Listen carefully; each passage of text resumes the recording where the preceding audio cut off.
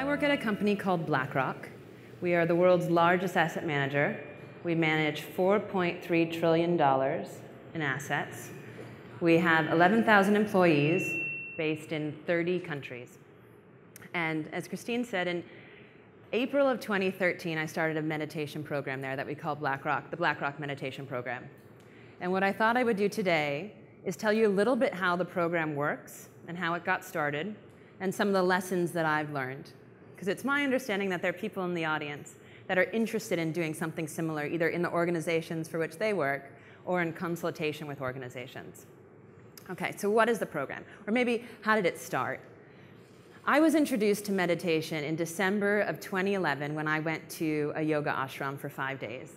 Until then, I had always known about it, and I had studied psychology in my undergrad and had always been studying human behavior and human thought, but through the lens of a Western perspective.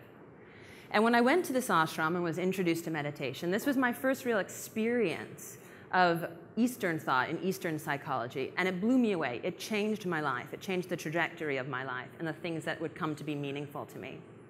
So I came back from the trip, and I told my family and I told my friends about the impact it had had, and they were equally moved.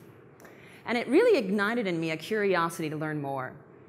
So nearly every vacation and nearly every 3-day holiday after that first trip, I went to a different ashram, I went to a meditation workshop, I went to a retreat, and I was trying to explore and understand so many different facets of Eastern thought and also meditation practice. And every time I came back, my colleagues and my friends would want to know what I learned. And they would ask me, okay, well, how do I apply it to my life? I don't have time to go. It doesn't make sense to me to exactly what you're saying. Will you translate it? So I started to get in the practice of translating it in a language that resonated with them. And it's something that I'd been used to because I'm comfortable with human behavior and trying to understand it and articulate it. And so on a trip to the same ashram that I went to in December 2011, I went again in March of 2013. And I was sitting on a yoga platform waiting for the class to start, and I was meditating. And the thought occurred to me, well, I should just do that at BlackRock. And it wasn't a super revolutionary thought. It popped up, and I noticed it and said, huh, that's interesting. And then when I came back, I started to think about it a little bit more. And I had been a member, I'd been the vice chair of something that we called the BlackRock New York People and Culture Committee. So I went to my peers in the committee and I said, look, every time I come back from one of these weekends or one of these retreats, everyone asks me what I'm learning. And there seems to be this appetite and this need. I'd like to offer to give a guided meditation once a week. And if anyone in the New York City office wants to join me, they can join me. And if no one comes, great. I'll sit by myself, no problem. We talked about it a little internally, and the decision was, yeah, let's go for it. Why not? So we sent an email to the New York City office, which is about 2,500 people, and instantly offering the meditation, guided meditations once a week in one of our conference rooms, and instantly 65 people signed up. And the next week, when we actually held the session, 35 people attended. And I was blown away, and the buzz around it was really interesting. And so I said, all right, well, let's see what happens the next week. And the next week, more people came. And so 65 people eventually went to 100 people, which went to 150, which went to 200. And then one of my colleagues in the Princeton office said, well, hey, we want in on this. So we thought, all right, well, how do we get Princeton involved? So we got a conference room in Princeton, and they phoned in, and they listened via audio to the program in New York. Well, then our London office was curious, and then our Zurich office, and then our Seattle office, and our San Francisco office. And ultimately, where we stand now is there are 1,300 members of the program, which represents 12% of our company, in 30 cities. Thank you. In 30 cities and 17 countries. So what is the program that we keep talking about? It is these guided meditations, but it's some other things as well. So let me take you through that so you can visualize it, because it sounds like, from the feedback I've gotten, it's not super clear or intuitive. So the mission really is to give people access to tools and resources so they can learn and they can be introduced to the concept of mindfulness, they can be introduced to meditation, and they can come to adopt it to the way they see fit. So we have these weekly sessions so that people can drop in. No RSVPs are needed. We book conference rooms around the world. Everyone knows the times. They get a calendar invite if they're on the distribution list. They pop in, And we start out with the first minute or two is an introduction to your peers, the people sitting next to you. So you get to know what the people in your office. And most of these people aren't connecting with each other. I did a member profile, and these 1,300 people are across every single corporate title, across every single business, in every region. So it's a really diverse group. And the importance for me and the importance for our firm is to create this sense of community. So the first 1 or 2 minutes is just to meet and greet your neighbors. The next minute or two is me maybe describing the activity or the exercise that we're going to do. And it's normally an awareness-based practice, a breath-based practice. Sometimes we do a body scan, we've done mindful eating, we've done a few different things. But it's a description of either a story that I think might be relevant, an example from my life of how the practices come to play, how they can adopt it to work, but we really contextualize it. Then we sit for about 15 or 20 minutes, and then we wrap it up with some sort of takeaway for what to do when you leave the room, go back to your desk. What do you do for the rest of the week? That program, any given session might have 20 people attending, or it might have 200. It depends what's going on with people's, in their jobs, in the market, if they can get away, in their meeting schedules, but it's meant to be a resource there always, so they can count on having a place where they can just breathe, or where they can connect with people, or where they can do their own practice if they want. That's one pillar, and that's the foundational pillar. But there's another pillar, and there are 4 actually, with a 5th one that we haven't yet introduced, and I'll get to that one too. So the second pillar is really weekly emails, or what used to be weekly emails. Now they're every other week or so. And in those emails, I will articulate the exercise that we did, maybe the history of it, where you can find it, the impact, the benefit. I'll offer a tip for the week. I'll introduce articles and books, maybe some videos, so that people really can continue their education on their own. Many people can't come to the sessions. Our Asia team finds the 2 sessions that we offer challenging time-wise, so we're launching another session for them. But not everyone can attend. So the weekly emails are meant to keep this sense of community alive and be in their inbox. And they can open up and see who all the other people are on the distribution list. So really it's about bringing the community to them as well. The third pillar is really around bringing in guest teachers. And I talked a little bit about this yesterday. The desire is really to expose people to as many different styles and traditions of meditation, because there's so many different approaches and there's no one right way. I don't believe it. I don't think our firm believes that there's any one right way. We want to give people resources. So it's about bringing people in who can either apply it to the settings at which they work and communicate the impact, who have a deep practice. And usually the one challenge there, which I alluded to yesterday, was making sure that they translate and they speak a language that resonates with a highly rational, highly analytical, highly performance-driven culture. The 4th pillar is what I think is an essential pillar. And that's about integrating into the company, integrating into the culture. So it's not just an offering that started as a community organic growth, community-based and organic program for the employees, but it really starts to influence how we run our company. It influences how people show up at work. And so what I've done more recently is lead workshops at our leadership offsites, do one-on-ones with our senior portfolio managers, really allow the more senior people at the firm and the people running businesses to experience it for themselves, to understand it, see how it applies, and then to see how they want to integrate it into how they run their business. The 5th pillar that we haven't yet done, which I was hoping to do by Q1 of this year, and it's going to be a next year project, is really develop a custom course. So something unique for BlackRock that intersperses mindfulness and leadership development skills, emotional intelligence skills, and something that I'm really interested in, which is the field of cognitive psychology. My background's in psych, specifically around behavioral finance. We're in the finance world. What are the cognitive biases that impact your ability to make decisions effectively and rationally with regard to money? So that's to come. That's the program. I'm happy to answer questions afterwards if you have specifics about that program.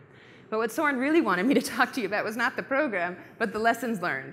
I just figured that without knowing the program, it might not quite resonate what the lessons were. So let me give them to you in a second.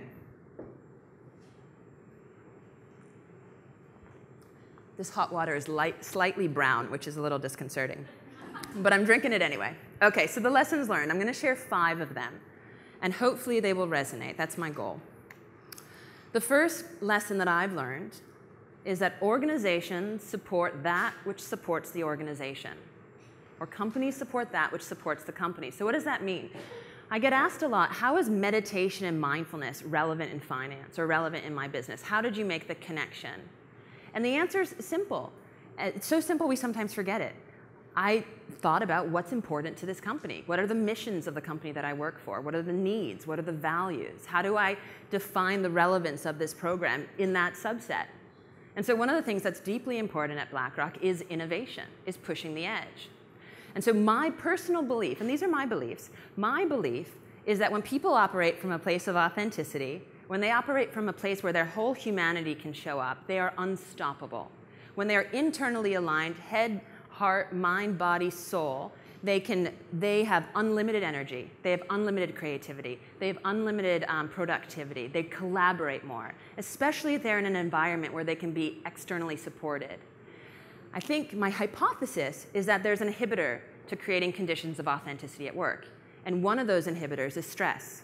So we all know the impact of stress on the body, stress on the mind, and so there are many tools that help alleviate stress. One of them is a meditation practice. So for a company that really values innovation, to introduce a tool that helps address one of the greatest inhibitors to people being authentic, people being creative, people giving of themselves, seemed to make sense. And quite frankly, it is pretty innovative for the largest asset manager in the world or one of the largest financial institutions to take on this practice and approach wellness in such a holistic way. So companies support that which supports the company. Speak that language. The second lesson that I've learned is that one person can change an organization, and no lasting change is ever done alone. So how do I think about change? I think about it in 4 buckets. I think about it in vision. What's the destination you're trying to get to? It helps to know where you are as well. I think about it in strategy. What's the roadmap? What are all the different routes that you can take to get to that destination? What are the pros, cons of each of them? They all have advantages and disadvantages. What are the resources? What gets you there? What's the car? Who's the driver? That's going to follow the route to get you to the destination? And what are the actions? Because if without actions, you just have a car sitting in the driving, what is it called? The driveway. My first mock-up, it's all good. Now, after this, I can be totally myself. So it's sitting in the driveway, following the roadmap to get you to the destination, right? Someone has to hit the gas. Someone has to fill the tank. Someone has to look under it and make tweaks to the engine if it's not working. So how did this look? One person can change an organization. Lasting change is never done alone. When we started, the destination was pretty clear. The vision was pretty clear, at least was for me. Help one person. This practice changed my life. If I could help one person, that would be enough. And the way I wanted to do that was to sit, to offer people to share in my sitting practice. So my strategy was also pretty simple. We tend to undervalue simple, and we think it's not good. Simple's great. Simple's a great place to start. So my strategy was book conference rooms, tell people about it, show up and add value. Book conference rooms, tell people about it, show up and add value. It was simple. The resources were me, so it wasn't that big yet. And the actions were a lot. At first, it was talking to lots of people. It went that 65 people responded. It was adding them to distributions lists. It was crafting emails. And those actions only grew. As the program grew, these 4 buckets had to be revisited. So the destination didn't just become, it still is for me personally helping one person, but it became, okay, well, how do we integrate this into our company? How do we make this part of our culture? So the strategy was different. Organic growth is tremendous, and this program grew by word of mouth. But it also became, okay, well, let's work with our firm's senior leadership. Let's integrate it into our human capital practices. Let's make sure it's supported from all aspects of the organization. The resources, it was not just a one-woman show.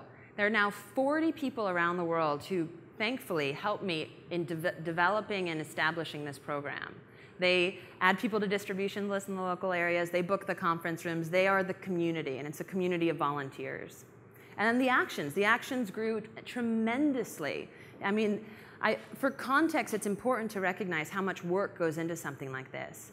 On a week where I can only lead the sessions because the rest of my week's very busy, I'll spend 1 hour. I've spent many weeks putting in 5, 10, 15, up to 20 hours a week. So that means late at night, where I could be out with my friends or sleeping, I'm at work, writing emails, researching, understanding this practice, trying to relate it in a way that makes sense to my peers. It means sitting with people after hours to give them a sense of what's going on. The logistical work of creating an infrastructure. So without these 40 people, without the organization support, the change wouldn't stick. And so the lesson really is, there are many of you that want to change an organization, and I would encourage you to do it. You can change an organization. But to start also thinking more laterally, who can you bring along with you? Because that is really how you create lasting change. Third lesson. Individuals have their own motivation for coming or not coming to this practice. Design the program accordingly and leave room for all views. So there's no one style of meditation. No one up here has said that. Everyone comes with their own interest, whatever is motivating them for the practice. For some, it might be a really basic introduction to shifting mental focus, to learning how to relate to their thoughts differently, to the moment differently, to their felt sensations. For others, it's a portal to a very deep spiritual practice. It's not for me or the firm to say which is right or which is wrong, but to support everyone in whatever path they're in. And it's for us to hopefully plant the seeds, start the conversation, so people, if they want to continue on the path, they're welcome to. So design accordingly. Everyone has their own individual motivations. The fourth lesson, passion is wonderful. Passion is essential. Passion is what creates momentum. And passion is necessary, but it's not sufficient. You also need results. Now, results are going to look different depending on what your organization is and how you define it. When we first started out, results were anecdotes, and I brought some to share with you. These are quotes that people shared as a result of the program and the impact it's had. Generally speaking, meditations help me to better focus in meetings, as I feel much more aware when my mind begins to wander, and I'm able to quickly bring myself back to the discussion. Thanks for the fantastic program. I've never worked in an organization that offers this to employees, and I think it's truly fantastic. It makes me more open and receptive to my colleagues. I also come out of the meditation session in a much better mood, which probably makes it easier to deal with from my colleagues' perspective. Makes me easier to deal with from my colleagues' perspectives. And the last one, my sleeping patterns have improved greatly. I've always suffered from a bit of insomnia. Meditation has helped me quiet my mind and fall asleep much faster and much deeper. I have over 450 of these responses. And so at first, in gathering this feedback, that's what I shared with the senior leadership. That's what gave them a sense of comfort that this was really affecting people's lives, inside and outside of work. And as the program grew, then how we gathered data and information also grew. So we tried to quantify it, and I can share some of the quantified results, or the quantitative results. 91% of the participants believe the program positively adds to BlackRock's culture. 88% would recommend the program to a colleague. 60% said they're more effective and productive at work as a result of the program. 60% noticed increased focus, mental resilience, and decision-making. And then I decided to go a little deeper. So I said, okay, if you agree to these comments, then tell us how much. So I gave them intervals, 0 to 10%, 10 to 20%, et cetera. So the other people who answered, 19% said that they were more effective and productive at work by at least 30 to 50%. And 8% of them said that they were more effective and productive at work by more than 50%. Another one, 20% of people said they had increased focus and mental resilience and decision-making by at least 30 to 50%. And 7% of those people, or of survey respondents, said that they had increased focus, mental resilience, and decision-making by over 50%. So this is self-reported data, but it's nonetheless still very powerful. And so it's important to think, as much as you can talk about this program and why it's important, the way you'll have lasting impact in an organization is if you can deliver some results and you can quantify them and you can share them. Fifth point, and I think this one's the most important.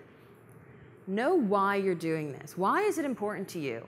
Why is it important to your organization? Why is it important to your culture? Why is it important to your community?